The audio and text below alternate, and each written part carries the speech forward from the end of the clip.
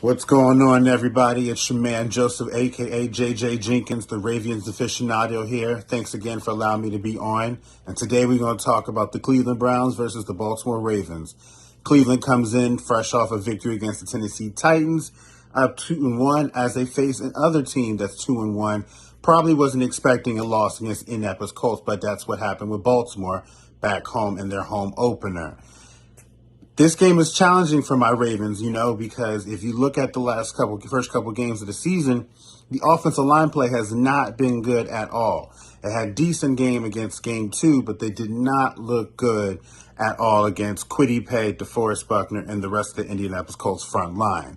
And here comes Cleveland, a team that has a stout offensive line, a stout defensive line, anchored by a top 3 edge rusher and potentially top 5 defensive player in the game in Myles Garrett.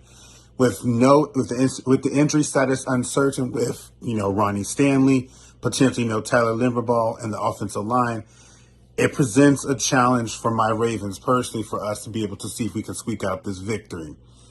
I would not be surprised if we do not win this game.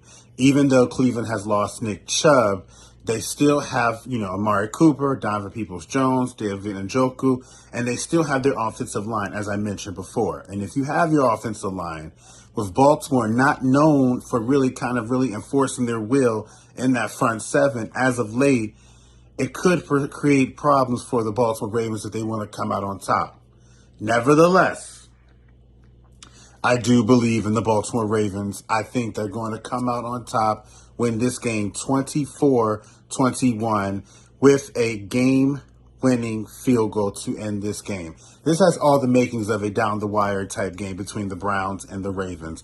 And I think that Lamar's heroics are going to have to come on full display because Baltimore, as much as Cleveland wants to be able to get their second victory in the division, Baltimore wants that second divisional victory so that way they can stay on top of the divisional race. And so I have Baltimore beating Cleveland 24-21.